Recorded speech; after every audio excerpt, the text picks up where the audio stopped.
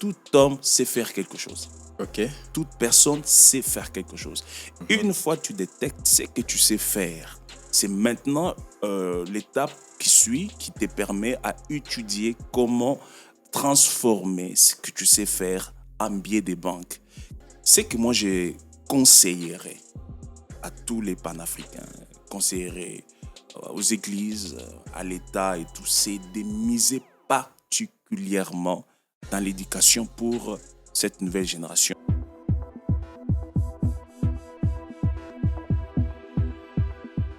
Bonjour, bienvenue sur la chaîne Expérience. Aujourd'hui, nous allons vous présenter un nouveau numéro. Comme vous le savez, notre podcast a pour vocation le partage d'expériences avec les personnes de tout type. L'être humain est un voyageur qui acquiert de l'expérience, coups et épreuves. Ces temps de partage aideraient certaines personnes qui pensent être seules à vivre de sombres moments, de se dire qu'ils peuvent changer. Et à ceux qui veulent se lancer dans un domaine de la vie, d'avoir plus de stratégie. Nous avons reçu un monsieur talentueux, mais la première question est vraiment simple. Nous voulons à ceux qui se présentent à la manière dont ils souhaitent. Bonjour Michel, est-ce que tu peux te présenter? Bonjour Strong, merci de nous avoir invités ici aujourd'hui. Moi c'est Michel Ono, comme il m'appelle Ono Samba. Je suis pasteur de l'église Mission Parole et un futur marié d'ici quelques mois aussi. Est-ce que tu peux nous dire ce qui est Michel, enfant? Mon enfance a été particulièrement marquée par une forte curiosité et plein d'aventures, étant donné que j'étais quelqu'un qui, dans ma tête, à cette époque-là, il n'y avait que deux questions: comment et pourquoi. À chaque fois que j'étais face à mon environnement ou face à quelque chose, je me posais toujours la question: pourquoi ça se passe comme ça? Comment ça fonctionne? Donc, cela m'a permis d'avoir une forme de dynamisme en plusieurs domaines. Ok. Enfance heureuse? Ah oui, j'étais très heureux et surtout du fait que j'ai grandi dans une famille chrétienne, j'ai appris beaucoup de valeurs chrétiennes trop tôt et j'étais fier de moi. Dites-nous un peu, c'est quoi tes passions? Passions de Michel. Mes passions ont évolué au fur et à mesure. Quand j'étais enfant, ma passion c'était beaucoup plus les dessins. Je faisais des bandes dessinées et puis je prenais plaisir à partager les histoires, à amener les gens, mes amis, mes potes à l'époque, dans mon monde imaginaire. Je faisais des dessins et je racontais des histoires. Pour une petite rappel, vous vous rappelez quand on était petit, on avait cette habitude-là de prendre des papiers et puis tu fais une forme de personne, de personnage et puis voilà. Et moi, il y avait des amis, mes potes qui me demandaient chaque fois de venir faire ça. Donc, quand j'ai rencontré des histoires, ça égayait tout le monde, quoi.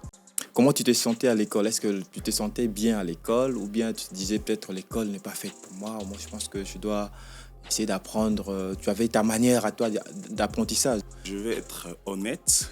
Vous savez, à cet âge-là, dire ne pas aimer l'école, c'est assez rare de trop dire. Mais j'aimais l'école, comme toujours. Et je me rappelle que mes parents payaient toute l'année. Et parfois, quand on chassait pour les frais, j'avais cette envie de tenter cette expérience, sentir quand même quand on chasse, qu'est-ce qui se passe. J'ai resté. Mais en tout, j'aimais l'école, je faisais de mon mieux. C'était pas facile, j'étais fort dans certains cours, j'étais faible dans d'autres. Mais de manière générale, c'était les études, on ne peut que les aimer. C'est juste une petite question annexe pour savoir, tu étais timide ou bien tu étais le genre de garçon turbulent à l'école et tout ça? J'étais plutôt, je dirais, dynamique, mais je dirais aussi que j'étais timide. J'étais quelqu'un qui prenait le temps de m'habituer, de comprendre, d'étudier en silence mon environnement. Mais j'étais timide, disons. C'est beaucoup facile de s'adapter à l'école vu que ce sont des potes, de collègues avec qui tu vis chaque jour un peu de temps. C'est tout à fait facile de s'adapter. En dehors de ça, en fait, j'allais savoir, est-ce que tu aimes aussi entreprendre ou bien tu as des idées entrepreneuriales? Oh bah, ça m'intéresse à part le fait que je suis pasteur. Je travaille également, je suis au ministère de l'Intérieur, mais hormis cela, j'entreprends, j'ai quelques choses que je suis en train de développer. T'es privé, c'est dans quel domaine? Bah, c'est dans le domaine des infrastructures.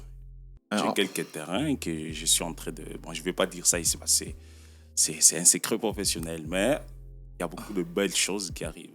le dessin, comment tu l'as découvert? Comment j'ai découvert le dessin? Tout d'abord, j'étais quelqu'un qui rêvait. Et je voulais que mes rêves soient exprimés d'une certaine manière et convaincre aussi mon entourage en fait, amener mon entourage dans ce que j'ai rêvé. Ma manière de l'exprimer, c'était le dessin. Alors, je pense que nous avons un sérieux problème parce que les parents eux-mêmes n'ont pas eu des gens qui les ont aidés pour exprimer les rêves. Et cela s'est transformé en une forme de culture ou habitude. Alors, on ne peut donner que ce qu'on a. Alors, ce qu'on n'a pas fait pour eux, c'est difficile qu'ils le fassent pour leurs enfants. D'où les parents devaient s'adapter au temps, s'adapter au monde actuel pour rattraper les erreurs. Nous avons beaucoup de talents qui meurent, qui ne s'expriment pas, tout simplement parce qu'il n'y a pas eu une main d'encouragement, une main qui vient. Et la première main d'encouragement ou d'accompagnement, selon la vocation de chaque personne, vient d'abord des parents. Et lorsque les parents n'ont pas cette capacité, n'ont pas été capacités, n'ont pas été équipés pour ça, c'est tout à fait logique que nous puissions buter à ces problèmes-là. Certains parents essayent de faire en sorte que leurs enfants deviennent leur version améliorée. Ouais. En fait, des choses qu'ils ont loupées ou bien loupées de faire quand ils étaient jeunes, ou bien des passions ratées. Ils essaient d'inculquer cela aux enfants. Oh, donc voilà, je veux que tu fasses ça. Est-ce que c'est une bonne logique, c'est une bonne façon de voir les choses? Ou bien il faut que le parent reconnaissent en fait le talent, le don ou bien les passions de leurs enfants, les accompagnent dans ce sens-là. Moi, je pense que c'est une erreur. C'est une erreur. Pourquoi? Parce que nous n'avons pas tous été taillés du même bois, si je peux dire. Vouloir que l'enfant soit la meilleure version de soi, c'est pas tout à fait mieux. Pourquoi? Parce que chaque vie a une partition. Tout à l'heure, je parlais de mes passions. Quand j'étais enfant, c'était le dessin. Mais quand au fur et à mesure grandi, j'ai beaucoup plus aimé la musique. Et aujourd'hui même, hormis ma profession, pasteur, tout, mais je suis très passionné par la musique. Ceux qui connaissent la musique comprendront qu'il y a ce qu'on appelle la tonalité. Chaque note a une tonalité. Je vais répondre par cet exemple. Alors, la tonalité, c'est ce que certains amateurs appellent gamme. Alors, il y a aussi ce qu'on appelle les arpèges. C'est-à-dire, tu joues, et une fois que tu joues les arpèges, il te suffit d'appuyer sur la mauvaise touche. La musique sonnera mal. Vous voyez? Alors, c'est comme ça la vie. Chaque personne est une note. Et chaque personne est appelée à jouer dans sa partition. Alors, la partition que toi, parent, tu as jouée, ne peut pas forcément être inculquée de force dans ton enfant. Par contre, il faut que les parents connaissent quelle est la partition de l'enfant, quel est l'accord, qu'est-ce qu'est la vocation de l'enfant et l'accompagner en ça, que de l'imposer, c'est que nous avons raté hier. Ah, ok. Je crois que les parents vont suivre et comprendre que les enfants ne doivent pas être leur version améliorée, mais plutôt ils doivent être eux-mêmes. Ils doivent exprimer ce qu'ils sont en eux. C'est en fait ça. C'est un conseil pour le parent. Et ben, tu m'as dit aussi, parmi les anecdotes que tu m'as envoyées, que tu aimais composer la musique. C'est parmi tes passions, c'est parmi tes dons. Dites-nous un peu plus sur ces talents-là, en fait. Je suis souvent en contact avec des musiciens. Alors, lorsqu'ils apprennent que je compose des chants, on me dit que tu es fort. Et je leur pose la question, mais je ne trouve pas quelque chose de spécial dans ça. Sûrement, vous avez des chants que vous avez composés. La plupart d'entre eux me disent qu'ils ne composent pas si difficile. Donc, je me retrouve dans une position où je ne dirais pas que je suis musicien, mais j'aime la musique et je compose aussi facilement que ça. Qu'est-ce qui m'a poussé à le faire? Je ne saurais pas répondre, mais quand on aime quelque chose, on se retrouve à faire de merveilles dedans. Tu étais fasciné par le piano, par exemple. Tu as dit quelque part que tu passais des heures à attendre à ce que l'on clôture avec les cultes pour rester C'est mon meilleur instrument. de jouer à l'instrument parce que tu voulais apprendre le piano, Ouais. mais tu ne savais pas comment. Parlez-nous, détaille-nous un peu. Quand j'étais enfant, je n'avais pas suffisamment les moyens pour payer un professeur. Ok. Et je voulais apprendre à jouer au piano. Alors, à l'église, c'était à l'Arche de l'Alliance, à l'époque, je pense que c'était en 2007-2008. Il y avait un piano, comme vous le savez, le piano n'a pas besoin de l'électricité, ça joue autonome. Alors, pendant les cultes, j'ai jeté un coup d'œil comment le musicien jouait à l'instrument. Et je retenais, j'ai mémorisé en tête quelques touches, quelques notes. Et après, j'attendais que tout le monde soit parti. Et je me camouflais dans les bancs parce que c'était interdit de le faire. Alors, c'est après les cultes que je venais, j'ouvrais la couvercle et je commençais à jouer seul. Et au fur et à mesure, je me suis retrouvé vu que j'aimais. Mais tu le faisais comment? Parce que tu n'avais pas la maîtrise de l'instrument en question. Tu tâtonnais ou bien je faisais ce que je vois. Ce que tu voyais de loin. Voilà, je voyais tu tentais, comment. Voilà, après, je reproduis. Tu reproduis ce que ça n'a pas marché du coup. Mais ça a pris du temps, mais au fur et à mesure.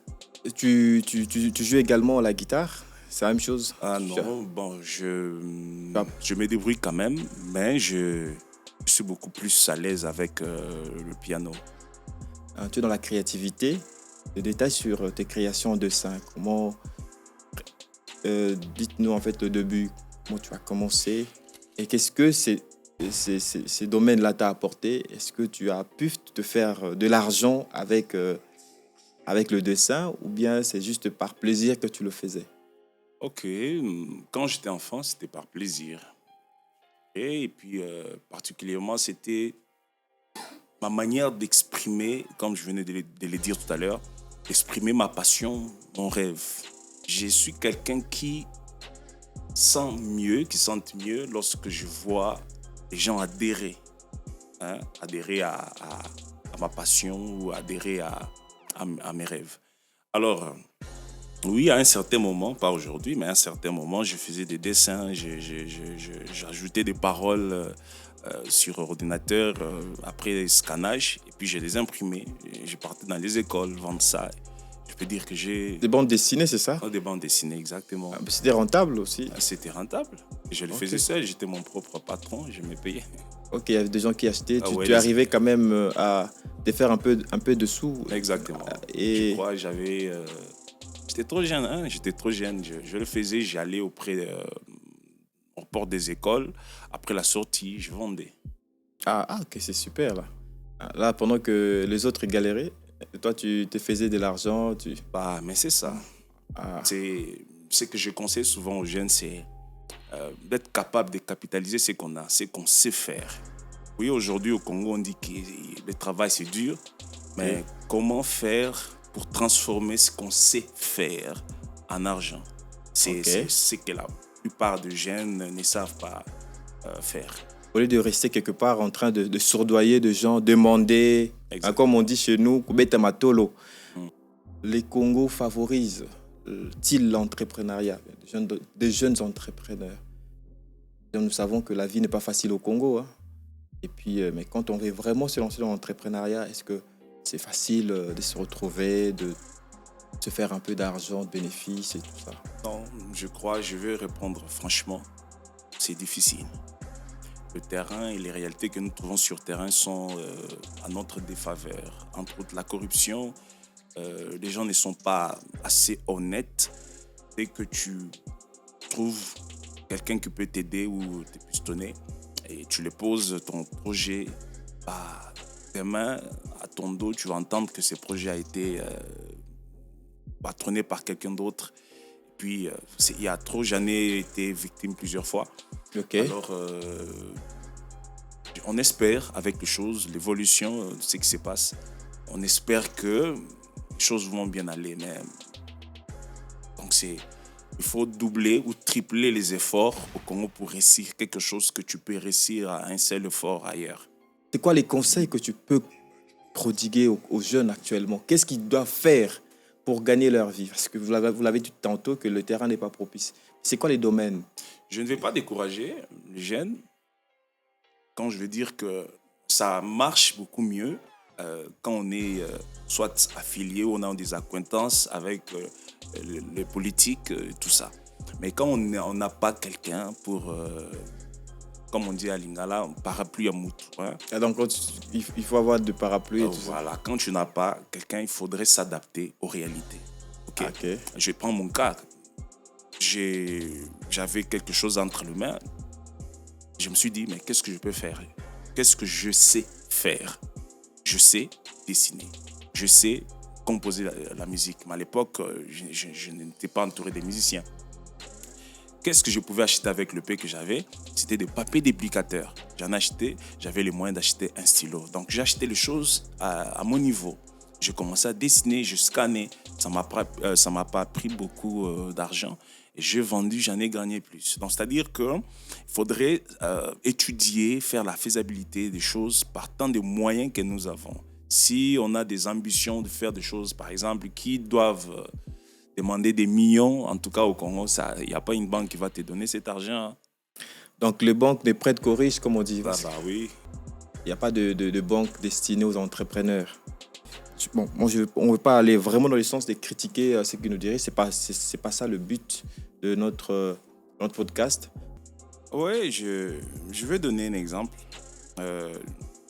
Dans la Bible, hein, je suis pasteur, ça ne peut pas manquer quand même. Okay. Dieu trouve les enfants d'Israël en Égypte. Dis-nous le verset, pasteur. Ah, tu es pasteur, il faut que les gens sentent que tu es pasteur. Exode chapitre 2, chapitre 3, Dieu rencontre Moïse. Exode chapitre 3. En fait, ça sera noté. Hein? On va noter. Là, vous allez vérifier chez vous. Oui, Dieu rencontre Moïse.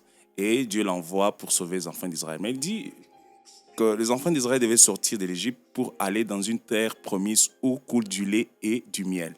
C'était une promesse faite à tous les enfants d'Israël qui étaient en Égypte. Mais le jour où ils sont entrés dans la terre promise et les jours qui ont suivi, je vous rassure qu'il y a eu des pauvres, comme par exemple le pauvre Bartimée qui était aveugle, qui était pauvre. Alors je me pose la question, posons-nous la question. Dieu avait dit que c'était une terre où tout le monde devait bénéficier du lait et du miel.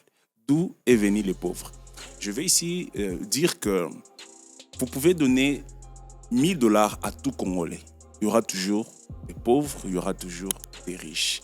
Alors, pour ceux qui veulent changer de classe et qui sont déterminés à être quelqu'un dans la vie, écoutez, tous ceux qui ont réussi dans la vie ne sont pas forcément ceux qui ont étudié ou ceux qui ont fait des études. Entre guillemets, Cristiano Ronaldo, Messi que vous soutenez, vous supportez, voilà.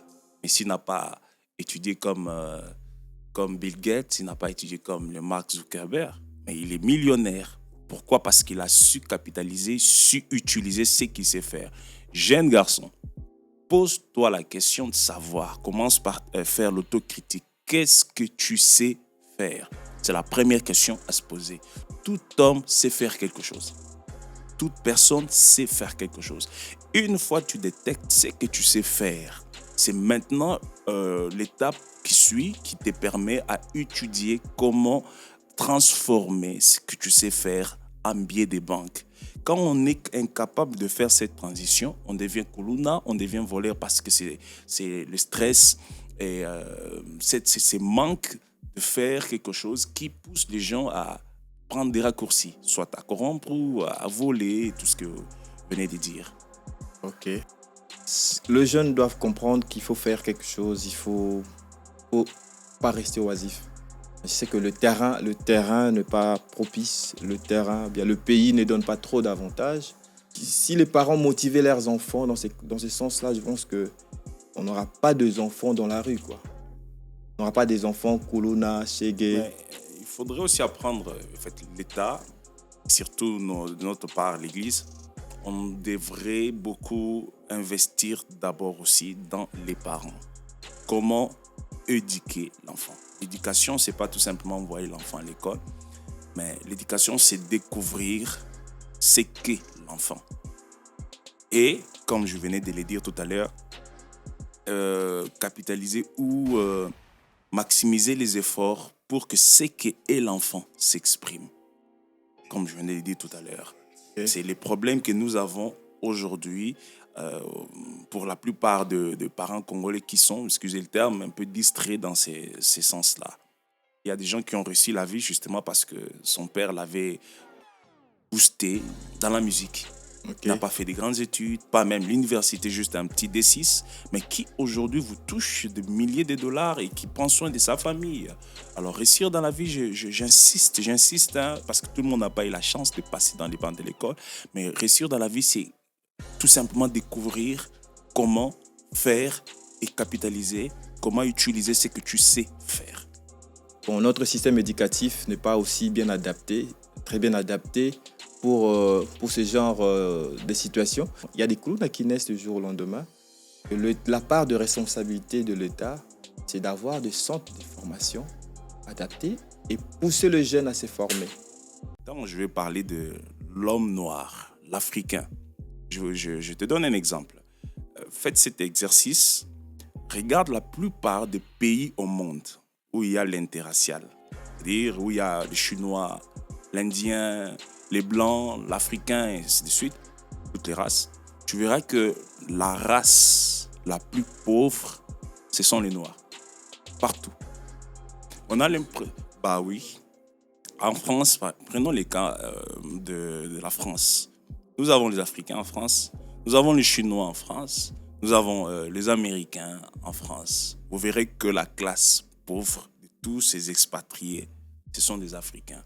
On a l'impression que quand un Africain invite son frère dans son business, je parle de manière générale, surtout nous les Congolais, lorsqu'on apporte ou on emmène quelqu'un dans son business, quelques jours après, quelques mois après, il y a discorde, il y a division. C'est difficile de trouver un Africain qui reste ensemble avec un autre Africain dans un business pendant plus de 10 ans. Alors j'ai l'impression que nous, à part l'État, nous avons un devoir de combattre cette culture faible de destruction que nous avons. Ça, c'est maintenant le rôle, à part l'État, les rôles que doit jouer également l'Église, qui doit jouer également les parents.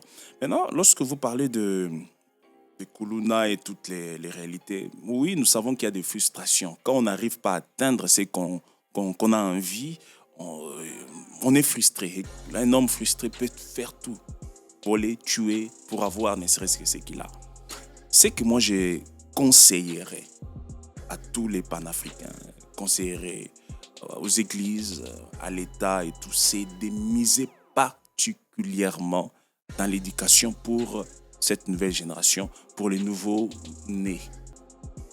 Le noir, certes, on a ses défauts de travailler en réseau, c'est un défaut. Les Chinois aussi, ils ont connu un grand moment de pauvreté dans leur pays. Ils ont connu, mais quand ils ont changé leur système économique, ils ont compris qu'il fallait commencer en interne et rendre fort. Certes, ils avaient aussi envoyé, d'ailleurs, ils ont envoyé plusieurs étudiants dans des pays développés pour se former, acquérir la connaissance et puis revenir. C'était leur stratégie. Oui, c'était les stratégies économiques qu'ils avaient conçues pour avancer, parce que la Chine, c'est une grande civilisation. Oui, c'est pas un petit pays, tout ça, ils ont commencé depuis longtemps. Et quand ils ont changé les systèmes économiques, et après, ils ont misé sur l'éducation. Comme tu le disais, j'ai dit que je suis d'accord, parce que l'éducation, c'est la base en fait. On ne peut pas être fort sans miser sur une bonne éducation.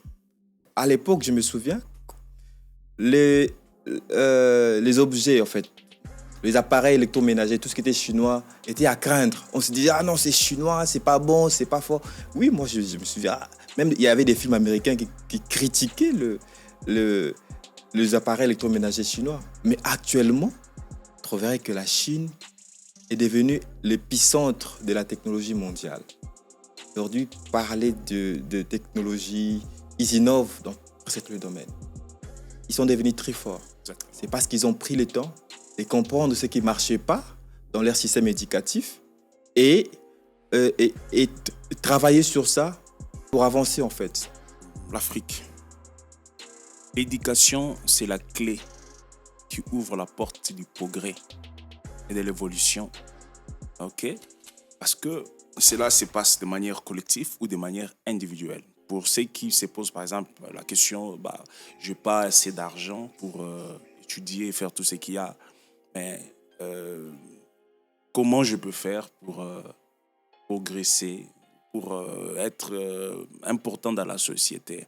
La question a une réponse si simple que j'avais déjà répondu jadis en disant tout simplement: découvre ce que tu sais faire et étudie. Il y a des livres aujourd'hui, tu n'as pas forcément besoin d'aller à l'école, en fait à l'université si tu n'as pas les moyens, mais à partir des livres, même sur ton Google, même les gens qui ont réussi, c'est justement ce qui manque à l'Afrique, c'est quelqu'un qui peut encourager un jeune, qui peut encourager cette génération qui est déjà intelligente, qui est sage, qui a le potentiel de faire quelque chose, mais il manque quelqu'un qui peut lui donner ce courage, quelqu'un comme Nelson Mandela, quelqu'un comme de Mao de Mao Tse-tung. Voilà. Nous manquons des gens, il y en a, je dois le dire, mais leur audience n'est pas suffisamment grande. Mais il nous faudrait des gens, part et d'autre, qui sont capables de motiver, de booster la conscience des gens, la conscience des Africains. Je crois que si l'Afrique se réveille, nous serons, ça c'est moi qui dis, hein, ça n'engage que moi, si l'Afrique se réveille, partant de l'éducation, nous serons la première puissance. Ok, comme Franck Fanon a dit que le Congo c'est la gâchette de l'Afrique. Franck Fanon a dit que l'Afrique ressemble à un revolver et le Congo c'est la gâchette. Exactement. Et même, j'aimerais aussi ajouter pas dire pointer du doigt à l'État, mais je crois que la responsabilité de l'État n'est pas à négliger. Parce que c'est l'État qui donne le coup de boost. Moi, je dirais, oui, mais il n'y a pas que l'État. Il y a 4 entités ou 4 personnalités qui ont le devoir d'apprendre. Il y a l'État, il y a le professeur, C'est toujours l'État, non? il y a l'Église, il y a les parents. Le 4. Alors, quand vous faites un diagnostic, partant des parents, on a déjà parlé, parce qu'on a beaucoup parlé des parents. Nous parlons de l'Église. Quand je parle de l'Église, c'est la religion. Par exemple, le Congo, c'était un État laïque. Il n'y a pas que des chrétiens, il y a le musulman, il y a comment on l'appelle, les kimanguistes, il y a les témoins de Jéhovah, il y a un peu plusieurs. Mais quand vous allez dans la qualité de ce qu'on prêche, parce que la prédication c'est aussi un enseignement, ce qu'on enseigne, la qualité, ce qui est dedans, vous trouvez que, excusez les termes, c'est pas aussi un cas général, mais il y a quand même ceux qui excellent, qui font bien des choses, mais la plupart, je vous dis, quand vous écoutez des choses, excusez les termes, mais ça abrutit beaucoup de gens. Voyez? Alors, vous allez au niveau de notre enseignement. Tu es bien informé que moi, que nous sommes en retard. Le système éducatif est en retard. Voyez? Vous allez dans l'État ne fait pas ce qu'il faut. Donc, nous avons les 4 piliers de l'éducation qui, à mon humble avis, je ne dirais pas malade, mais qui ne donne pas le meilleur de soi. Alors, c'est tout à fait normal qu'on constate ce que nous sommes en train de constater. Mais je crois que partant de cette émission, ça peut toucher quelqu'un quelque part pour un peu essayer de bouger les lignes. À vous entendre parler, vous dites que l'Église a aussi une responsabilité. Il a aussi participé à endormir la jeunesse. Oui. Les églises doivent prendre leurs responsabilités parce qu'ils ont à leur charge des familles, il y a des jeunes. Je crois que prier, c'est pas mal, mais booster la jeunesse à faire mieux, avancer, à développer leur potentiel, je crois que c'est mieux parce qu'on est pauvre. La pauvreté, c'est aussi un état d'esprit. Si la jeunesse, si l'homme comprenait que son mindset, son mental devait avoir un shift et voir les choses autrement. Exactement. Et voir le monde sous une angle un peu différente, je crois que ça changerait les choses. Tu sais, un jour, je donnerai le verset après. Jésus était buté un jour alors qu'il devait entrer quelque part, il devait payer, n'est-ce pas, au barrage. On a dit qu'il ne passe pas, il doit payer, il doit donner l'argent. Il s'est fait que Jésus n'avait pas d'argent. Dieu en personne, hein, le créateur de la terre, du monde, celui qui a créé les diamants, l'or, tout ce que vous voulez, se retrouve qu'il n'a pas d'argent. C'était une honte pour l'évangile, une honte pour le ciel. C'est ce que Jésus a fait. Il avait 12 apôtres et puis accompagné par plusieurs personnes. Mais Jésus a appelé Pierre. Il a dit à Pierre, va pêcher un poisson. Et le premier poisson que tu attrapes, tu le découpes en deux, tu trouveras l'argent à l'intérieur. Chose qui s'était faite. La question que je pose, pourquoi Jésus n'a pas envoyé Lévi ou Matthieu ou quelqu'un d'autre? Il envoie Pierre. Eh bien parce que Pierre avait l'expertise, avait la connaissance. Il savait comment on pêche. Dieu n'est pas ignorant pour donner, comment dire, je vais le dire en lingala pour y connaître bien. Nzambe aza ignorante pour appeler sa moto penati, poteau vide, mais moto naza makolote. Bon, il y aura un sous-titrage, hein. On va écrire en français pour ceux qui vont nous suivre. Donc Dieu favorise, oui, mais il favorise celui qui a les pieds pour taper sur les ballons. Okay. Si je peux dire en français ainsi. Mon problème ici, c'est que tous, même ceux qui pensent ne pas avoir réussi dans la vie, tous nous avons la capacité de faire quelque chose. Il suffit tout simplement d'être attentionné, d'être concentré, savoir je suis fait de quoi. Parce que chaque personne a sa résonance. Je suis mieux en quoi? Même tresser les cheveux ou couper les cheveux. Comment je peux faire pour capitaliser, développer ça? Ok. Voilà. Il n'y a pas de saut métier. C'est question de connaître. Parce qu'il y a des métiers. Moi, je me suis souvent posé la question. Parce qu'il y a des gens qui négligent certains métiers. Quand ils sont en Afrique, ils ont peut-être la honte de faire certains métiers. Mais c'est retrouvé, par exemple, en Europe, aux États-Unis. Vous trouvez la même personne pratiquer ces métiers avec liberté. Certes, je sais que c'est l'argent, parce que si ces mêmes métiers n'est pas bien rémunéré ici en Afrique. Ouais.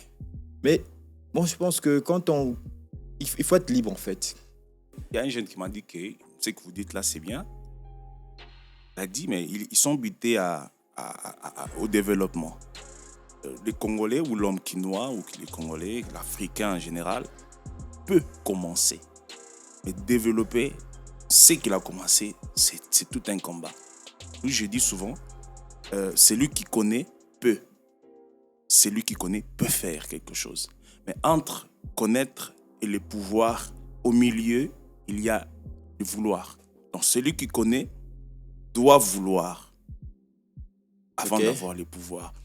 Vouloir, c'est du sacrifice. Je donne un cas. Vous trouvez, depuis qu'on a fait la Chikwang, depuis nos ancêtres, la Chikwang est telle qu'elle est jusqu'à aujourd'hui.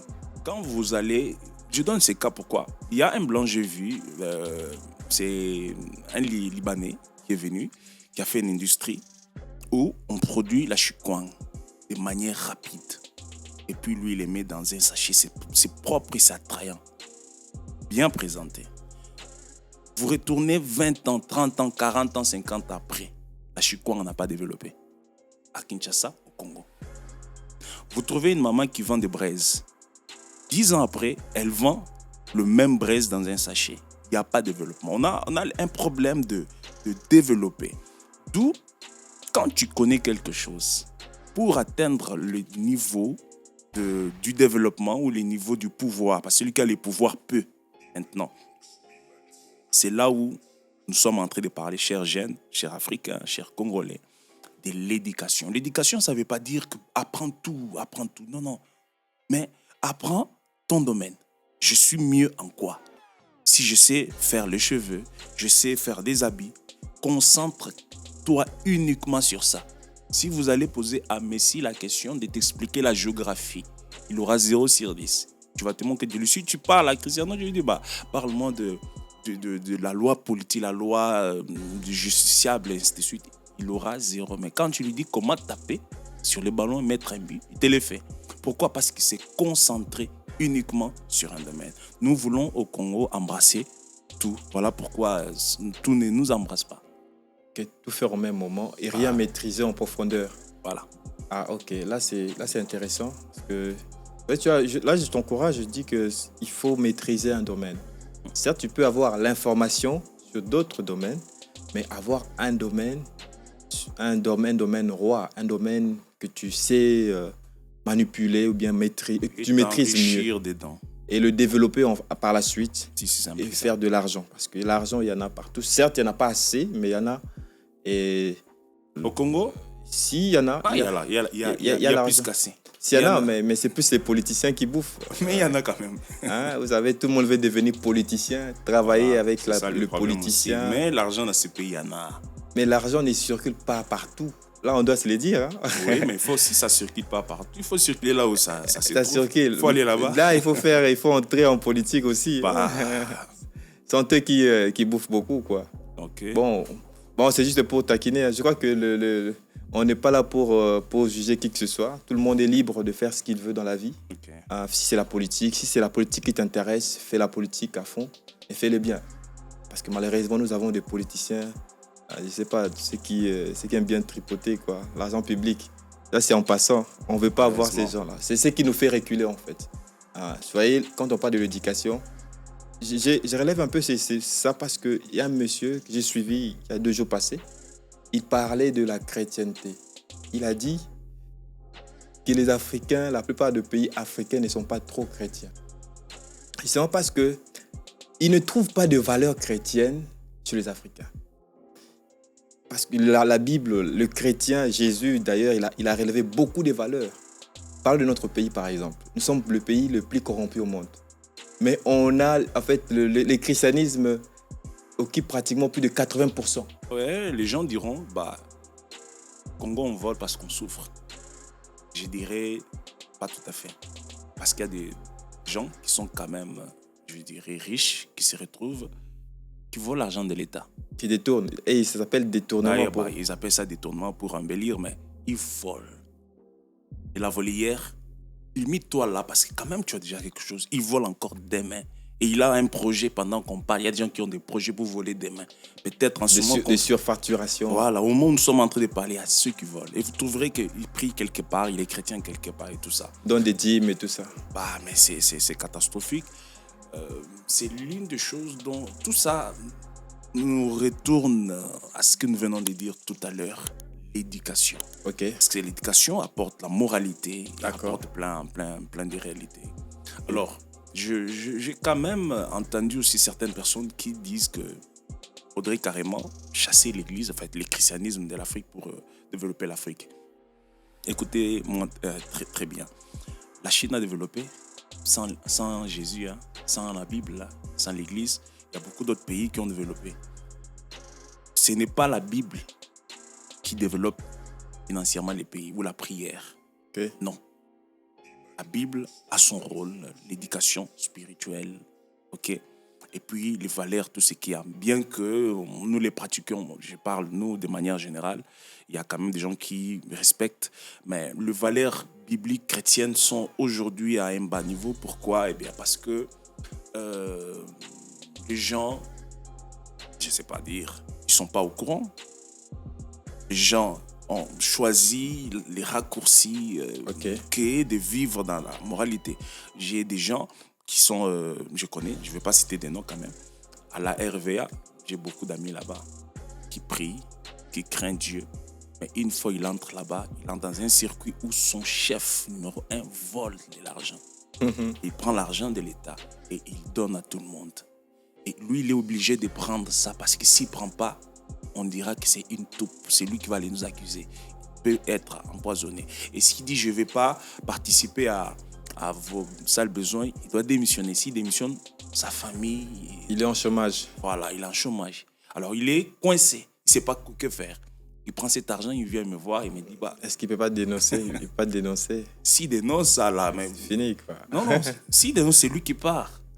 Parce que c'est lui auprès de qui va le dénoncer en connivence avec son chef. Tu vois? Donc, nous sommes dans un système compliqué, mais pas impossible à déboulonner, pas impossible à lever. tout part de l'éducation.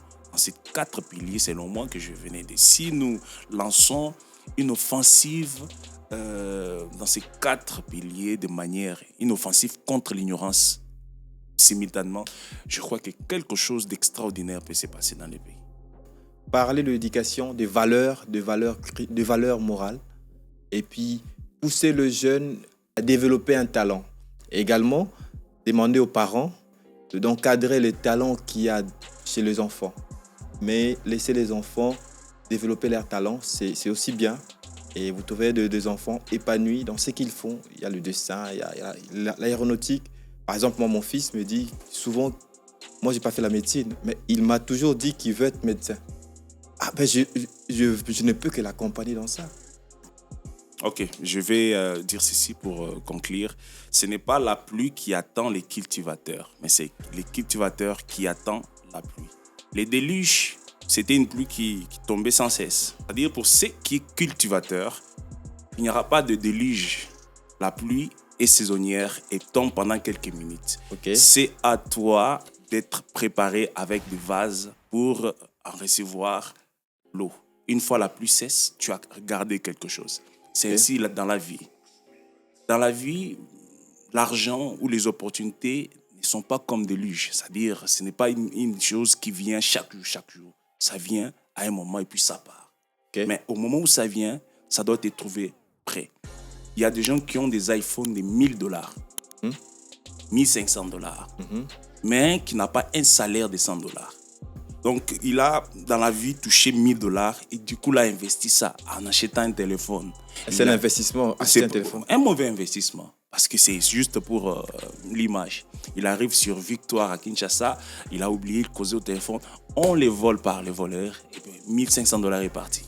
Alors que cet argent, il pouvait investir ça à une chose qui pouvait l'aider dans la vie. C'est pour cela que je dis que tout le monde, ne serait-ce qu'une seule fois dans la vie, a reçu un coup de pouce de Dieu, pour ceux qui disent de l'univers. Donc l'univers t'a souri. Mais qu'avais-tu fait de ce que tu avais trouvé?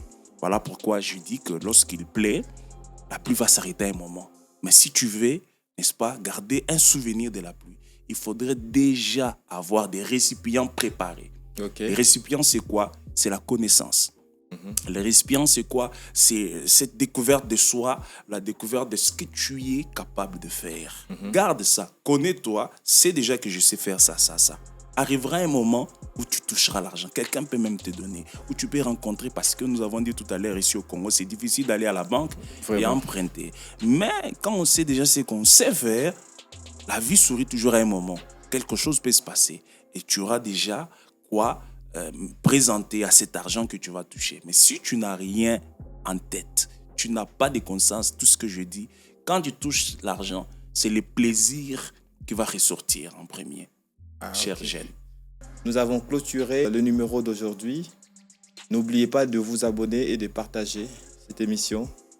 Pour ceux qui veulent participer à l'émission, au podcast, c'est facile. Il y a un numéro qui va s'afficher. Il y a également notre adresse email. Écrivez-nous par notre numéro WhatsApp et par notre adresse email. Vous serez le prochain invité ou la prochaine invitée. Merci, portez-vous bien, à la prochaine.